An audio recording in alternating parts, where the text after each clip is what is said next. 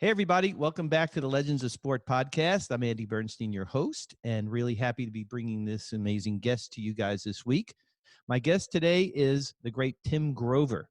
Tim is best remembered for being Michael Jordan's trainer, Kobe Bryant's trainer, Dwayne Wade's trainer, so many other iconic NBA players, MLB, Olympic athletes across the board. Tim is truly a legend in his field. Tim and I met when, well, let's see, it was about 1989. He started training Michael Jordan after the Bulls were defeated by the Pistons, and Michael needed to kind of up his training game a little bit. Tim tells this amazing story about how he met Michael, young 25-year-old kind of brazen trainer, and everything took off from there. Tim refers to himself as not as a trainer, but as the trainer. And his official title is Sports Enhancement Therapist. He's the CEO of Attack Athletics based in Chicago. He was featured very prominently in The Last Dance, discussing Michael Jordan's training regimen, going from basketball to baseball, and from baseball back to basketball, and everything that came in between. Also, Tim and I met again in life and in work when he became Kobe Bryant's personal trainer. And we talked very specifically about the similarities between Michael and Kobe and what made each of them tick and the differences between the two of them. I hope you really enjoyed this conversation. I really enjoyed it. Tim is a super busy guy. He's like all over the place. So for him to take the time and to sit with us today really means a lot. So enjoy it. And as always, I'll see you on the backside.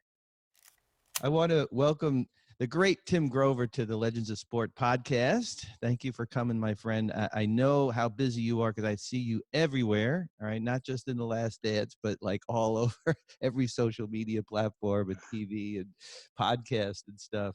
Tim, it goes without saying that I've known you, oh man, you started with Michael back in, what year was that? 89. 89. So we've known each other since then.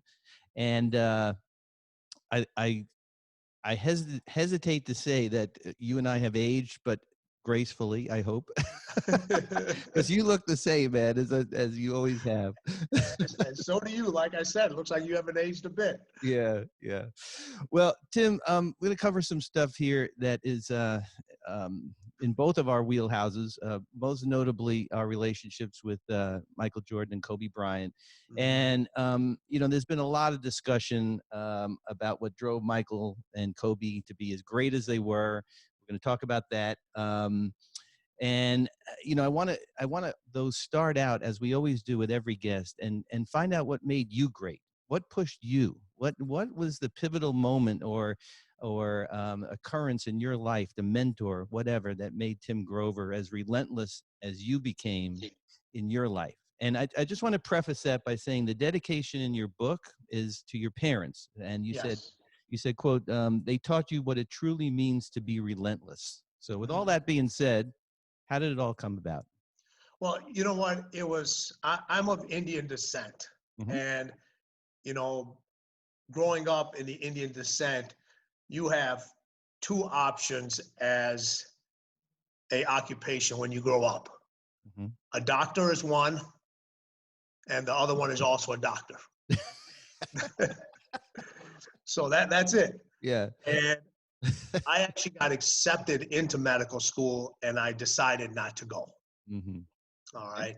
Yeah. And I decided to take an avenue where I said I still wanted to study the sciences, but I wanted to study the sciences more from an education standpoint, from a performance standpoint, figure out how to make athletes perform at a higher level. So my parents believing in me and trusting me enough to say, no, I'm not going to go to medical school. This is what I'm going to do. Their belief and trust in me drove me not only to prove them right, but also to prove myself right. And that's what's pushed me to this day. And, watching them go through what they had to go through, coming from a different country and establishing their roots here, and watching both my parents work for 30 plus years, every single day. And it was so I could have the opportunities that I was fortunate enough to have. So it was not only not to let them down, but also not to let myself down. Mm. Well, that's a really great explanation. Thank you for that. Because all the research we did about you, I couldn't really find anything. My researcher Veronica and I about your childhood and growing up. And Yeah. yeah, did you grow up in Chicago? Is that where you're I did from? grow up. I did grow up in Chicago. Okay. Yes. Yeah. You know, yeah, Uh-huh. I grew up in Chicago. I went to elementary school, high school, Hmm. played college basketball in Chicago, and then obviously, my roots with Michael are in Chicago, and and from there I've been blessed enough to live in different places, to work with different clients. Obviously, Hmm. there's been Los Angeles with Kobe. There's been Houston with Charles Barkley and Hakeem Olajuwon. There's been Right. there's been Washington D.C. Mhm. Numerous locations, and also the baseball stint, the Birmingham also. Right, right. Yeah, I want to talk about that. So, Tim, you took an unusual route because a lot of trainers, you had a degree, a bachelor's degree in kinesiology, you had your master's degree in exercise science. A lot of guys would aspire to be part of a training staff, the college, Division I, or somebody at your level, an MBA or an NFL team, MLB, whatever. You chose the route of one-on-one. So Yes. how was that decision made? I mean, what made you want to work one-on-one with guys? I don't want to say in the shadows, but kind of, in a secretive kind of way, not in a negative secret way, but just Mhm. your own system and away from the glaring lights and the publicity of working with an elite athlete. Well, you know what? I've always believed it's at your job, and you kind of take this thing when you do your photographer and you have all the pictures. Hmm. Let the athlete shine. Let the athlete shine. Hmm. All right. The best the best accolade I can ever get is when a client I've worked with talks about me unsolicited. Mm-hmm. You know, it's not. I didn't. You don't ask for anything. You just like, hey, they notice that the work you do, and they acknowledge it to you, to the press, to friends, to their family, whoever it may be. So my job was, I was like, listen, I don't. When you're working with the biggest stars, all right, there's so many people that are trying to leverage their success into their own success. And I took the kind of approach that Michael did. Michael told me when I first started with him that, you know what, I'm not worried about my brand. I'm not worried about all the other stuff. If I play basketball at the highest level, Hmm. everything else will take care of itself. So my philosophy was, if my end result with him was the highest level and being noticed by people, everything else would take care of it, take care of itself. Hmm. And when you deal with a team, there's a lot of different individuals that you have to deal with on a regular basis. When it's one-on-one, it's you and the client. You understand. And Michael, what he was looking for somebody to do a program that was designed for him, Hmm. that was designed around his schedule, because his schedule was a lot more busier than everybody else's. The press would obviously want to talk to him before the games. Then he's the last one to leave, and then same thing after practice, and then obviously with his obligations to his endorsements and having to do all the charitable stuff. So he needed somebody to not only take into account the practice and the games in training the individual, somebody who can also factor in all those different aspects. Hmm. And it was a full-time job. Yeah, I can imagine. I mean, Yeah. after reading your book and knowing you and knowing Michael and knowing what an NBA player's schedule is, a normal NBA player. You've said very publicly that Michael wanted to be the greatest basketball player in the world, and your job was to help him get there and stay there, right? Yes, exactly. So take us down the road, Tim. Yeah, I mean, you've talked about this before, but I would love it if you talked about it here. How it all came about with Michael. You're 25 years old, and I know the story, but I would love to hear it from you as to Sure. what you did. Well, so what I did was I saw there was a small caption in one of the local newspapers saying Michael Jordan's tired of taking the physical abuse from the Detroit Pistons, and he's looking to get stronger. Mm-hmm. I'm like, okay. So I said, what I did was, I was like, well, I'm probably not going to get to Michael directly. So what I did was I wrote, there's 15 players on a active NBA roster. Right. I wrote 14 letters. I wrote a letter to every single player but Michael. All right, because I'm assuming, I said, okay, if he put that in the paper, the organization is either going to have somebody he's going to work with, or they're going to find somebody internally. Right. So I sent the letters out. Back then, no email. There wasn't that. You put a stamp on the letter. I hand wrote each one, signed it, Mm-hmm. and I put everybody's name who was on the roster back then, and mailed the letters out.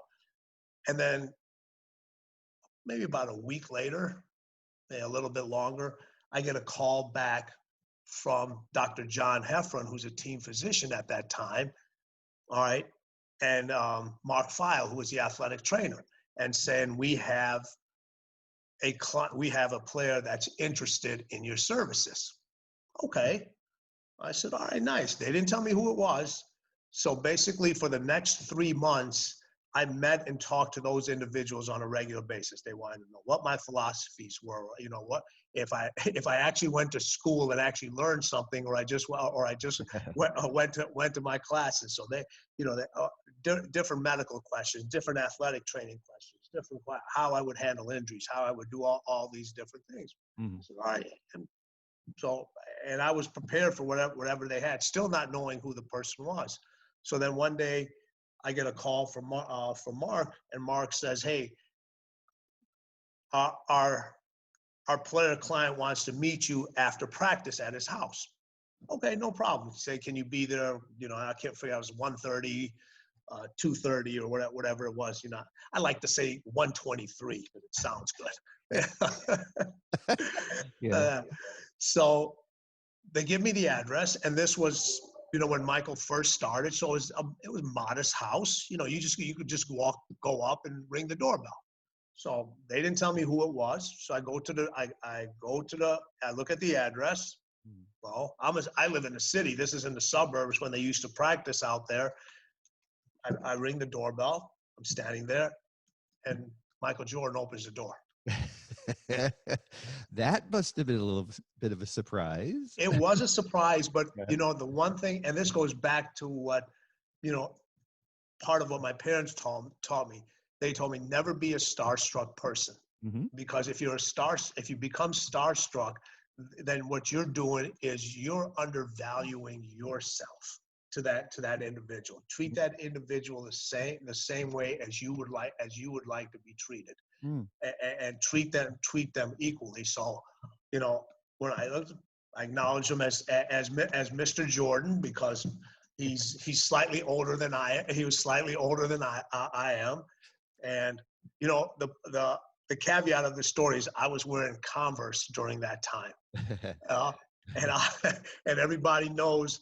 And probably yourself, if you were ever seen in a pair of shoes other than Nikes or Air Jordan, he let you know. Oh yeah, not just Yeah. it, but some other guys too. Yeah. Yeah. So I was like, okay, do I take off the shoes or do I go in the house with the shoes? I'm like, all right. I said, you know what? I'm going to take off the shoes. I took off the shoes, and I got this big hole in my sock. Well, you are human, So Yeah, so did he listen. laugh? He must have laughed at that. Yeah, Right? he laughed, and then we went inside. We Yeah. went downstairs. We went downstairs to his basement, and I introduced myself. I told him what my background was, and I said, I said, what are you looking to do? And he told me what he was looking to do, and this was the interesting part. What he wanted to do, I told him that's not the right approach at this particular time. Because most of the times you see an athlete of that caliber or somebody who has that much mystique and power about them, everybody wants to agree with them. And here I am, 25 years old, saying, no, that's not the correct way to do this. Well, he said, well, what's the correct way? And I said, well, let's address these aspects first. Then we can address the aspects that you wanted to do it. And I told him, this is what would happen. This is how we would go about it. And he was like, he goes, that makes sense. He goes, that makes sense. And I told him, I said, what the advantages were going to be of this, of working out, and what also the disadvantages were going to be. There was going to be an issue with timing. There was going to be an issue with his shot, with his movement, with the way his body was going to feel. But I said, all those things will pass. But I just want to let you know that there's going to be adjustments that are going to have to be made. Right. And you know what?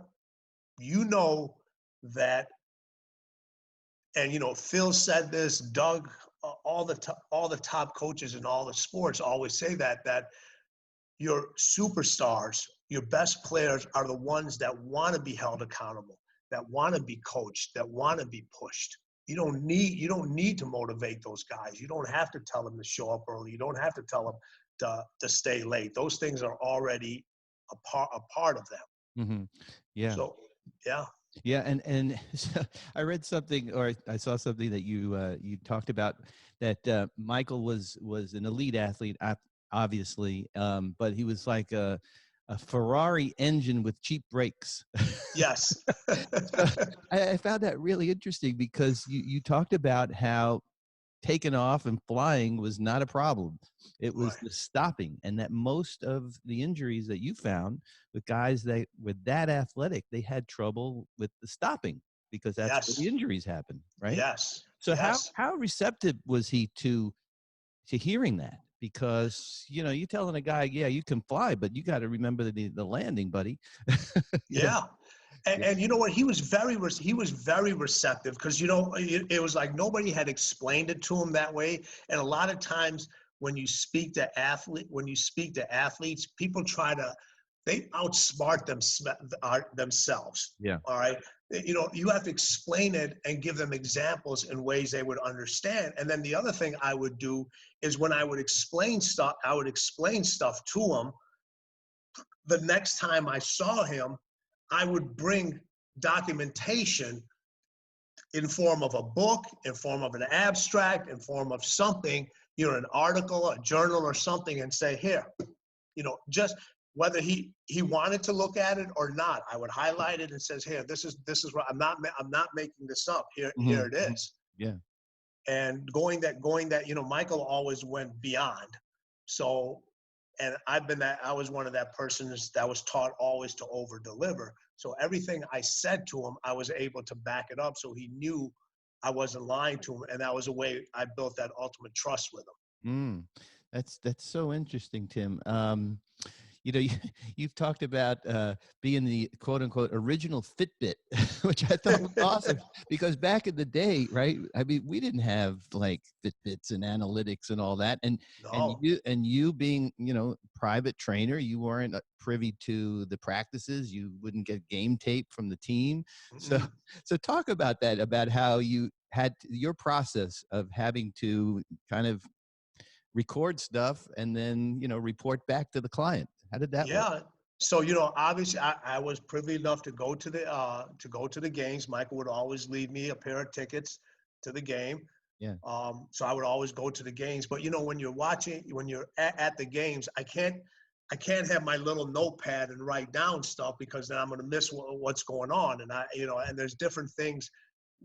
As a trainer, I wanted to study, because I knew not only was there the physical component to it, there was also the mental component to it. So I watched the games a little bit differently than the average fan would, and I'm looking for different movement patterns and different body language and so forth. So what I would do is, I would be at the game, I would pay attention to those things, but while I was at home, For the younger viewers, they would not know what this is, but I had a Betamax and a VCR. I remember. Yes. Yeah. And I would, you set it on the slowest speed so you can record, so the tape would go for, 4 to 6 hours. Yeah. And I would literally after the game and after, whatever Michael wanted, if there was any treatment or sometimes there was even workouts after games, I would come home and I would sit and watch the game over again. Because like you said, I could not get game film. I could not, nowadays it's like they can do everything so quickly. Yeah. So I would literally have to watch in order to prepare for the next workout. I'd have to be able to count, how many jumps he took, how many stops he took. Did he jump off of his right leg? Did he jump off of his left legs? Did he cut more to the left? Did he cut more to the right? When he was sliding from a defensive standpoint, was the player he was guarding, how many step slides did he go one direction? How many step slides did he go to the other direction? How often did he use his left hand? How many shots were underhand? All this other stuff. And I have stacks of paper to this current day of all those games. And that allowed me the next day to develop the workout and the program and the progression throughout the whole year, because the more data I had, the more input I could give him as the season progressed. So is it fair to say that not only were you the original Fitbit, but you were like the original analytics guy? I mean, I don't remember teams doing that much in-depth analysis of how their players played. And I mean, definitely not to the extent that you did. And of course, a team is dealing with a whole roster. You're dealing with one guy, but this was your approach. And, I could just imagine him sort of, dissecting what you give him, and learning. And that's how his game got better. And that's how he avoided injury after he met you, right? Yeah. So one of the, I always say this, and you've heard me say this before, whether I would have worked with Michael or not, he would have been the greatest basketball player to ever play the game. Mm-hmm. I helped him stay there a little bit longer. Yeah. That was my job. Yeah. And the reason I did all those things was so he could perform at the highest level. You can never keep making an athlete injury free, but there's a lot of stuff you can do to minimize the chances of an athlete getting injured. All right. And that's what all that data for me back then allowed me to do, because everybody looks at,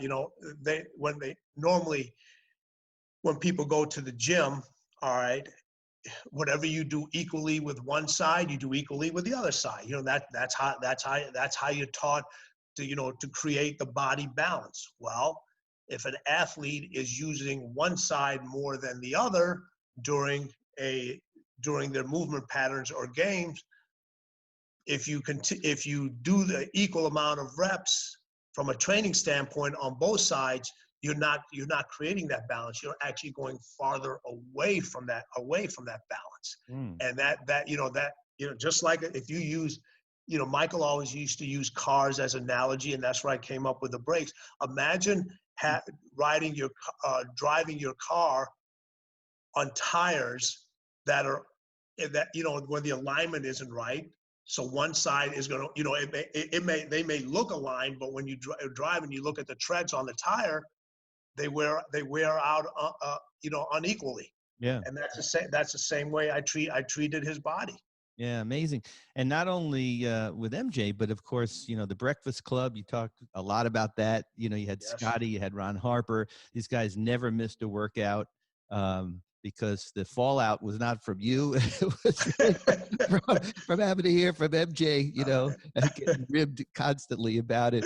But it really is amazing to me that these guys worked out every single day, game days, practice days, off season. My goodness. Every single day. I said, Andy, one of the most amazing stats that people don't talk about is during the second three-peat, Michael never missed a game.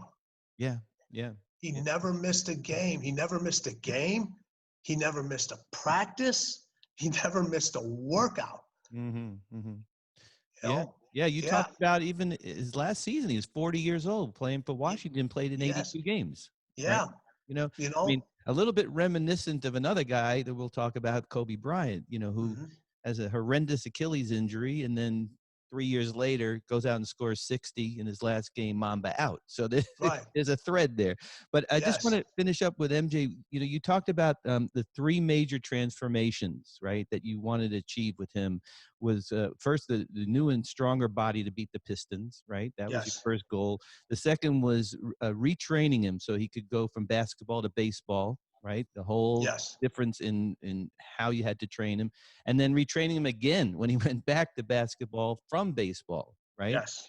And you were very eloquent in the Last Dance when you talked about how he just wasn't, his body wasn't ready to come back Hmm. in '95, right? Yeah. And what was that summer like after the Bulls lost to Orlando? Michael just wasn't in basketball shape by your, I guess, by both of your, um, estimations. And so how did you treat him and train him during the summer to get ready for that next season? Well, when he came back, Michael was probably about 80, 85%, which is still better than Mhm. Yeah. 99% of the league. But if you had been around him long enough, you were able to see that the elevation quite wasn't there, the explosiveness wasn't there. Even though he had some fantastic games, Mhm, mhm. but you could just, if you watched him close enough, you could just see that just wasn't Air Jordan. All Mm. right. And Now, so did other people see that, or you being as minutely focused, and did he see it? I mean, did you had to point that you know out to what? him? It was funny. He never acknowledged it to me until verbally, until he mentioned it in The Last Dance. No kidding. That's Yeah. interesting. Yeah. But he knew mentally. So when that season ended, there was everyone had left. There was only three of us still in the arena. It was Michael, George Kohler, which you know very well, Sure. Yeah. and myself. So everybody else had already cleared out. And then Right. Michael, I'm getting ready to go. I said, hey, listen, I got it, because I still got to go home. I still want to watch the film to see what's going on, because I gotta prepare. Yeah. So I'm leaving. I said, hey, Michael, just let me know when you want to see me. And he goes, I'll see you tomorrow. He wasn't messing around, right? He was not messing around. And the Yeah. other blessing that we had that year, that off season, was he was shooting that movie Space Jam. Oh, that's right. Yes, that Yeah. summer. Yeah, so Yes. you were out there. I saw you Yes. in the gym or whatever they Yeah. called the thing that they made for him. Right. And I went down there a couple of times to shoot, and I saw the setup that you had and Hmm. how during like breaks and lunch break. I mean, he wouldn't be taking a lunch break. He'd be working out with you. Yes. Incredible. So Yeah. so that allowed him, that actually gave us a whole summer where he was in one location. Mm-hmm. Usually he was in different locations for different commitments and Right. things and vacation or so forth. So he was in one location for an extended period of time. Mm-hmm. And you know he was so full. I mean, he was always has been focused. He was even more focused. I try to tell people after that loss, for like maybe for like almost a month to like 6 weeks, we literally did not speak to each other while we worked out. Oh man. Yeah. I I mean, mean, yeah, there you was talk there about was relentless. I mean yeah, that right. there was no music, there was no TV, there was no nothing. It was just, he was just like, I don't know what was going on in that head, what he was processing during that time, Mm. but it would just like, you know, it would like he would just after after we had enough of our relationship. I understood him, he understood me. I could point to certain things. I would do the exercise, and he knew what I wanted him to do. Mhm. And then, I mean, the only communication was after the workout to find out, you know, whether I was going to see him later on that afternoon or come back in the evening or tomorrow. And a lot of that times that wasn't even verbal. He would just hold up his hands. Yeah. And, you know, if anybody that's been around him, you know, when Michael holds up his hands, you could see what he's holding up. Yeah, I can attest to that. Yeah, Yeah. yeah, for sure. So Tim, let's talk about Kobe here. And you know, so much has been said by a lot of people about their relationship. I don't want to go into that with you. We each had our relationships with both guys, and let it just sit there. But what I want to find out from you was, well, the one thing that you did say about Kobe in terms of Michael was that he looked at MJ as an encyclopedia, really, as a reference Yes. book, right? Which I thought was really appropriate and right on, right? And the whole Mm-hmm. personal stuff, whether, you know, whatever level that was at, you know, let the other people talk about that, right? Sure. Um, but you also said something really interesting. You said that Kobe was more interested in the why behind why you were doing certain exercises, why you were training certain muscles, and MJ just cared about the result. He didn't really ask you about the why, right? Exactly. Which kind of is very telling about both guys, because curiosity is one of the pillars of the Mamba mentality, you know, that Yes. he and I worked on with the book, and he was very specific with me as the kind of photos he wanted to show, right? Mm-hmm. So with Kobe, what made you want to train him? I mean, obviously he's, you know, is at the top of his game and all that, but what attracted you to him specifically? Well, it was funny, you know, Kobe and I had a relationship for a long time, you know, through Michael, just off and on. I would, you know, where the Lakers would come into, you know, the United Center or the stadium or whatever you want to call it. You know, I would see Kobe, I would just acknowledge him, and you know that was it. I'm not an individual that goes pushes myself. I knew Kobe had an individual that he worked you know, later on in his career, not too much later. He had an individual that he had worked with extensively through high school, and that was his guy. So if you have your guy, you know, stay with your guy. In 2007, Kobe reached out to Michael and said, "Hey, my knees are really bothering me." You know, people forget that Kobe came into the league when he was 17. He got Yeah, drafted so young. yeah, Um, yeah, so you know, there's a chronological age, and then there's a basketball age. mhm, And as hard as Kobe played, his basketball age was a lot higher than his chronological age. So then Michael said, "Hey, listen, why don't you give my guy a call?" He goes, "I'm no longer, you know, obviously by then he goes, I'm no longer using him. Give him a call." And so Kobe reached out to me, and I flew out to LA. I met him. I looked at his program. I saw what was going on, and I said, "Okay, you know, what are you doing? What have you been doing? Here's the thing." I mhm, said, "All right." I said, "Give me a couple of hours. Let me evaluate this thing." And I wrote up a whole bunch of different things for him. I said, "Hey, this is where I think the issues are with your knee. This is these are the things that need to be addressed. This is what's needs to go on." So knowing Kobe wanted, it wasn't an individual that you could just talk to. You had to put stuff down and you had to show him and all this other stuff. So I handed him back a pretty thick portfolio and said, "Hey, you know, here's the thing." I said, "You can use me to help you with this. You can use somebody else, whatever you want to do." But I said, this would be extremely beneficial. So he kind of thumbed through it, and he goes, mhm. "You put all this together last night?" I said, "Yeah, I put this together last night." And I said, he seemed surprised. I'm like, "You know, that's what you brought me out here for. I'm not, yeah, as beautiful as Orange County and LA is, I don't want to be, I'm not here for vacation. I'm here I've been brought here to do a job." Yeah, yeah, So I gave him that stuff, and he goes, "You're hired." yeah, I yeah, said, "All right." Then now, but with Kobe, you know, he knew what I did for Michael, but he was like, "That's great. You did it for him, but what are you going to do for me?" yeah, exactly. Yeah, Yeah, he didn't want a carbon copy of that. That wasn't for him. Yeah, yeah. exactly. You Mhm. know, we're starting all over again here, and I treated him as Kobe Bryant. I didn't treat him as Michael Jordan. Yeah. It's so interesting too when you tell that story because, I can just imagine his brain working when you presented that portfolio to him that you did overnight. And here he's thinking, here's a guy as obsessed with what he does as what I do, right? And you know that obsession, of course, is another of the four pillars of the Mamba Yes, mentality. And his famous quote, if you're not as obsessed with what you do as I am, we don't speak the same language. exactly.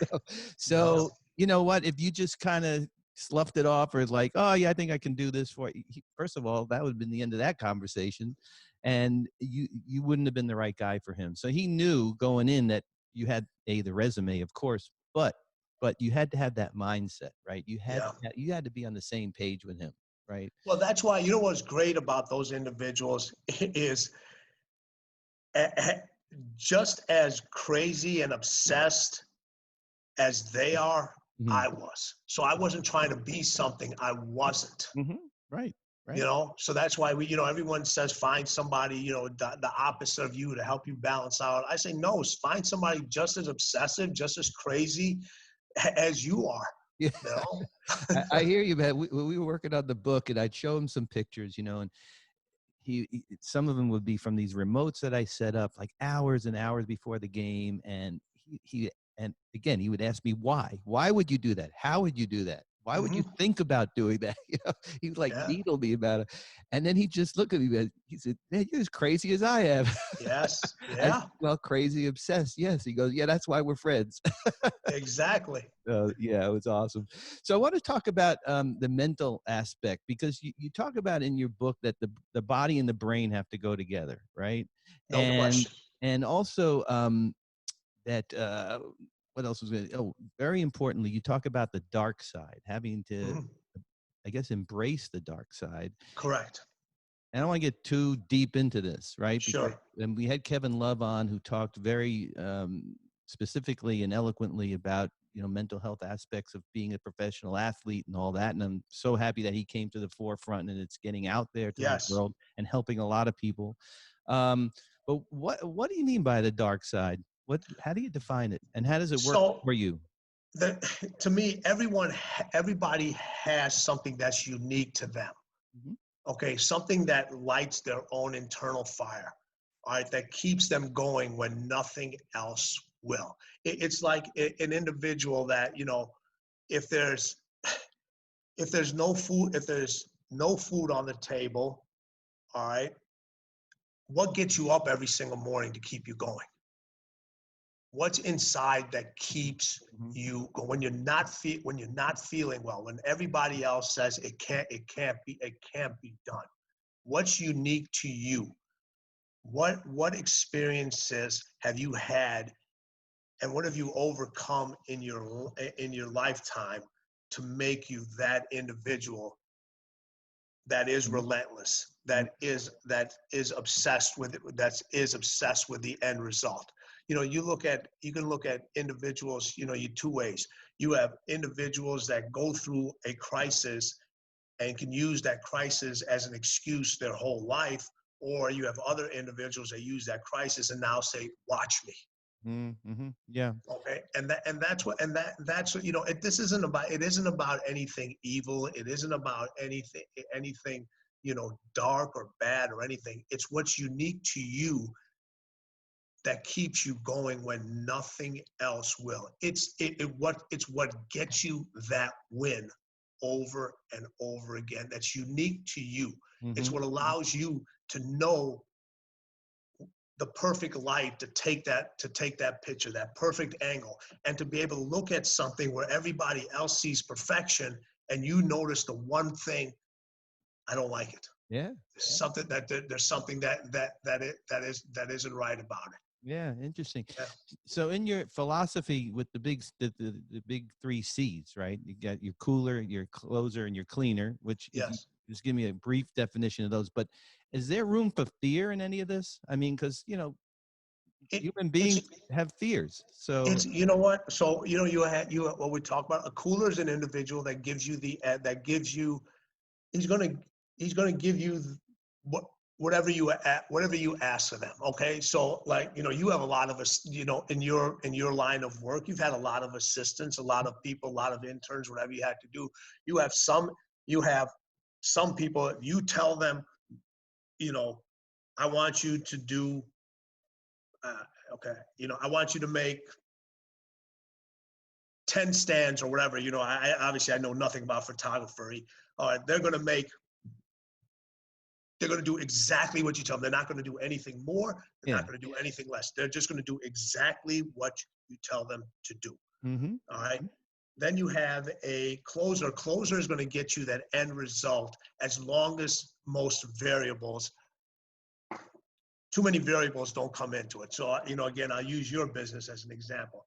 They'll be like, I couldn't take that picture because the crowd was too loud, or I couldn't get to this place, or the lighting was bad. Yeah. Yeah. All right. Yeah. And I'll add to that, in my business, a closer could be somebody who gets an assignment and they do the assignment and they do it well, but they don't take it to that next level, or they don't give the Right. client something else that they could, they give them what they want and do it Yes. well, right? Right. But they don't give them like that little something. Oh, man, this is interesting. Wow, you did that? That's pretty Yeah, cool. Yeah. exact. And that's what a cleaner is. A Yeah. cleaner gets you that end result no matter what obstacles are put Mm-hmm. in front of them. Yeah. You know, And they do it over and over again. over and over again. There's no way. One thing we've been blessed to do is work with Michael in Chicago and work with Kobe in LA.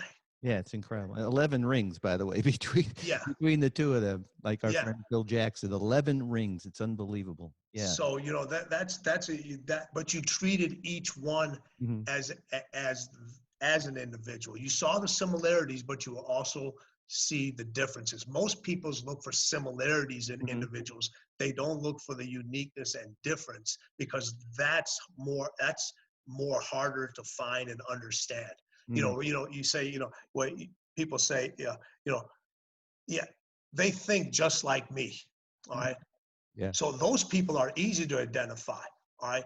Well, the person that thinks like you and then sometimes doesn't think like you, that gets to be a little confusing. And now, going back to your question about fear, I try to tell people fear is a part of your dark side. If you're not fearful of something, you haven't set your goals, or you haven't set your dreams, or you haven't set your expectations high enough. You're supposed to be fearful. Mm-hmm. Okay, you're supposed to. If you don't have the fear, that means you're not pushing yourself far enough. And what happens is people can take themselves so far, and then when that fear sets in, they start to backtrack. When that fear sets in, you have to continue to see where your next level is, where your next production is going to be. So people look at fear as a negative thing, and fear hesitates most individuals. The greats, fear just, for them, fear is a pause. They look at it, they pause for a second, they understand what's causing that fear, and they figure out how to go beyond it. Yeah, it's amazing, because I have a quote from Pat Riley from, I think, 1985 it's all yellow now. It was in the newspaper, and I cut it out, and it's taped to from one computer to the next. And it says, fear, it was my greatest motivator at the beginning. Because, he came into coaching. He wasn't a coach. He was a broadcaster. Right. But he found that fear fueled him, and that made him a better coach. And it made the guys see that, hey, you know what? He's a human being with fears, but we're going to push through it together. And that makes a great leader too, right? And yes, and you just brought it, when we talked about earlier about fear is one of those things when we talk about the dark side, if you use it correctly, if you understand it, you embrace it, and you make it a part of you instead of spending so much time fighting it and ignoring it. Understand it, understand what it is, and then it allows you to do those exceptional things. Yeah, exactly. It's like you delivering that picture that goes beyond what the client expects. Right. Most people would be like, they're happy with this. I don't want to show them that. I don't want to show them, but you know what? Hey, yeah, this is what you asked me to do. Here it is. But let me show you something else. Most people will hesitate on that because they'll I already got the client. Maybe they won't like this thing, and you're like, here, take a look at this. Yeah, that's something I preach all the time to young photographers when I teach and stuff. I'm like, yeah, you're gonna, the hardest part is getting the assignment and then, producing what the client wants. But if you give them something above and beyond, they're gonna remember you even more. Yes. And they're gonna come to you the next time, right? Exactly. So, hey Tim, does a cleaner have to be a leader, or can they just lead by example? I mean, they have to be the guy, the top dog, in the room, or can they just kind of be sort of silently doing their thing? No, they can. You know what? I always say, cleaners a lot of times are not the loudest people in the not the loudest people in the room. Mm-hmm. They can be silently doing their thing. The cleaner is defined by being able to do that, get that end result over and over again, no matter what it is. If your job on your team, on the basketball team, is to be the hardest practice player out there, where listen, you may not have the talent or ability to play in a game or play under, a close game, but your job is to make everybody else better in practice. Mm-hmm. Play the best defense, do all the dirty work, do all that stuff where it translates to having that team get that end result. You have the cleaner mentality. It's a school teacher that says, under no circumstances is any student going to be left behind. I'm going to make sure everybody understands this course, not just passes this course, but they understand it. Mm-hmm. They don't go out and after the class and be yelled like, yes, they all finally got it. They do their job silently. With everything that's going on right now in the world, you have so many people who have that cleaner mentality that are making difference out there. Yeah, and positive change. Yeah, for sure. Yes. For sure. Tim, can't thank you enough, man. This has been a great conversation. I really, really appreciate it. I mean, we could go My on pleasure, for Andy. a long time.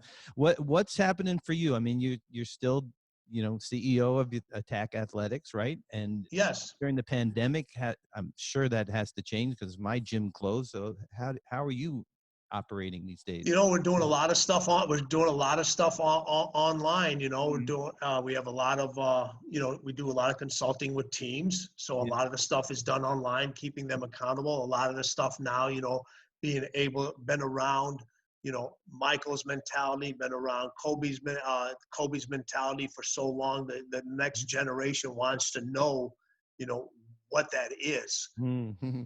And I was fortunate enough, to spend years with those individuals Yeah. and kind of really delve deep into it. So a lot of people want to understand the mindset of those individuals, not as it only pertains to basketball, but as it pertains to success. Yeah, it's so interesting. Yeah, that's great because I see you out there doing all kinds of leadership and success seminars and Zooms and all kind of things. That's Yes. awesome. It's so interesting. And last thing I want to say is that Michael has become this like mythical figure because this generation, the new generation, and even most of the players that are playing now never saw him play live, right? Right. He's kind of like the Michael Wilbon calls him the Babe Ruth of of modern basketball. Kobe a little closer. People Yes. saw him play, and at least it's a fresher memory, of course. But the legacy that both of them left is almost indescribable. Yes. And thank God we still have Michael and his legacy. Unfortunately, we don't have Kobe in life, but we have him that he left so much with all of us. So can you tell me the one thing he left with you? Can you leave us with that? The one thing that Kobe left with you? You know what? He left so much with me. It's hard to describe it as one. It would be interesting. I would kind of use what your things is legends of sports. Mm. All right.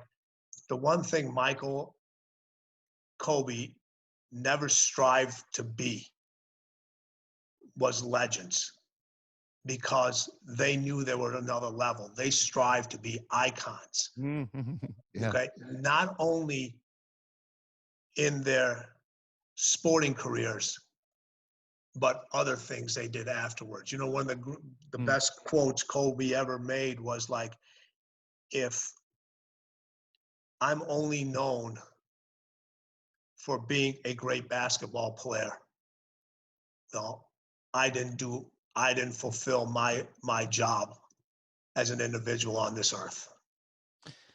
Well, I can't think of any better way to leave this conversation than with that, because I remember that, and he certainly left so much with all of us, and thank Yes, God he we did. had him in our lives, right? And Yes. will live forever in our lives, in our memory. And I'm so glad that you and I met back when in '89. Amazing. And I always see you coming and going and stuff. I remember the Dream Team, you were coming and going. And Yes. and it was always like, Tim is like slipping in, slipping out. Yeah. So it's so great that we connected, and thank you again for making My the time. pleasure, my friend. You are a good man, Tim, and keep it going, man. I mean, Thank you. what you're preaching is really, really valuable stuff for all of Thank us. you. And listen, if you ever need anything, you know how to get a hold of me, my friend. Thank you. Thank you, my friend. I might be too old for you to train me, but I could maybe use a little advice once in a while. Anytime, anytime. Thanks, Tim. You're a good man. Thank you. Take care. Stay well. Bye-bye. Okay, bye-bye. Well, big thanks to Tim Grover for taking the time today to speak to us on Legends of Sport. Also, a huge shout out to his agent, Sherry, for getting us in, because I know how busy Tim is. And thank you, Sherry, for making the time for Tim today to speak to us. What an inspiring conversation. I knew Tim. I didn't know him that well before we spoke today, and we started to do a lot of research. My researcher and producer, Veronica, found some really great stuff. So thank you, Veronica, for that sort of intersection of our careers with Michael Jordan and Kobe Bryant, and Tim being the trainer for both of those guys, and the similarities and differences between them. And loved how he spoke about all that, and also his system and how he approaches life in general, through the lens of how he teaches athletes and trains them. Really, really great. So thank you, Tim. I encourage everybody to go out and get Tim's book called Relentless: Going from Good to Great to Unstoppable. Truly a great book. It could change your life, actually. So I enjoyed that, and I really encourage everyone to go out and get it. I also encourage everybody, as I always do, to continue to follow us on Instagram at Legends of Sport, on Twitter at Legends_of Sport, and our blog, legendsofsport.blog, and my photography, as always, at ADV Photo Inc. We have a lot more guests coming up, folks. Keep downloading, keep following us, keep telling your friends, and we will be back with you next week with another fantastic guest. Thanks for listening. Thanks for tuning in. Thanks for watching. Thanks for downloading, and thanks for following. Take care, everybody. See you next time.